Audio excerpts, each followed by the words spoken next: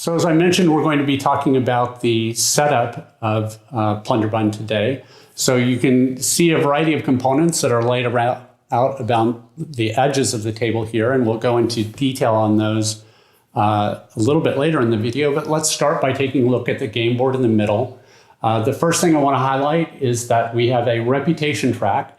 This is essentially your victory points in the game. So we're going to track how each player is doing. You earn reputation by selling goods and by extorting money from merchants during the course of gameplay. That will move your indicator tokens up on the reputation track. And then at the end of the game, we'll actually score based on your area of control in each of these 4 colored regions on this map. So that's how we'll track our progress in the game, is through the reputation track. All right, so the next thing let's focus on is we'll take a look at the city of the Sprawl. Mentioned very much envision a bustling metropolis. In this case, we have 18 merchants. Each are individually numbered. These are places where you could be selling goods to customers, but you will notice right away that there are a number of locations that have closed merchant icons on them. That's to tell you that until something else happens, those merchants are not open, that customers will not be looking for black market goods at those merchants. The next thing I'll point out as we look at this map is we do have a turn tracker at the top of the board. In the game of Plunderbund, we have 4 seasons. Each season has 3 months. We'll play through each of those 3 months where we'll have card play. We'll generate demand that gets placed on the board. We will generate supply that enable us to fill orders for black market goods. And then after 3 months of gameplay, we will do a extortion step where your racketeers will extort money from merchants. And we'll also do a sales step where your agents will be selling your black market goods to those merchants. We'll be tracking all of that through our turn tracker here. The next thing I'd like to highlight on this board is we have 4 competition tracks. There's 1 competition track for price, 1 for quality, 1 for appeal, and 1 for ingenuity. And you'll notice we already in this demonstration have it set up so that each player has an indicator cube at the start location on this track.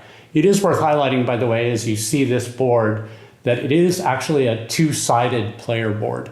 So on this side of the player board, we're configured for a 2 to 3 player setup. On the other side of the player board, we're set up for 4 to 5 players. So absolutely, the first thing you have to decide when you're setting up Plunderbund is which side of the board do I use? Because if you start on the wrong side, it will definitely impact game mechanics. So let's take a look at what else we have going on the board before we go into more detail on the competition tracks. We've already placed a few coins here. You're going to notice these are our demand coins. These tell you that there are customers looking for goods, for black market goods at these merchants. So as an example, this demand coin is for a customer at merchant number 4, called the Coral Shops, that's looking for a good that is high in quality. At merchant number 9, we have a customer looking for a good that's high in appeal. And then at merchant number 16, we have a customer looking for a good that is low in price. So this is usually actually one of the very first things we're going to do in every month. But in the case of just kind of explaining the setup of the game, we've pre-positioned some of our first month demand on the board. So let's take a look around the edges of the game board. What you're going to notice is we have these stacks of cards that are, you hopefully will see, are very reddish in color. These are called our favor cards. The favor cards are going to be essential for gameplay. We want to make them easily accessible to all of the players, so that's why we have two stacks set up in different locations on the board. The other thing you're going to notice is that we have a guild mat. Each player has what we call a guild mat. That guild mat has a couple of key features that we want to talk about. One is that it has our draw pile. So these are cards that we're going to be pulling from to be able to put our guild members into play. We have a discard pile where we're going to put any cards that we have had in our play area and any favors that we've taken in order to play those into our discard pile. We have a warehouse where we're going to store the goods that we've earned or stolen. And then we have two other indicators that we're going to talk about briefly. One is an indicator for how many cards we draw each turn, and the other is an indicator for the gray market ratio. Details on the gray market ratio will be coming up in other future gameplay videos.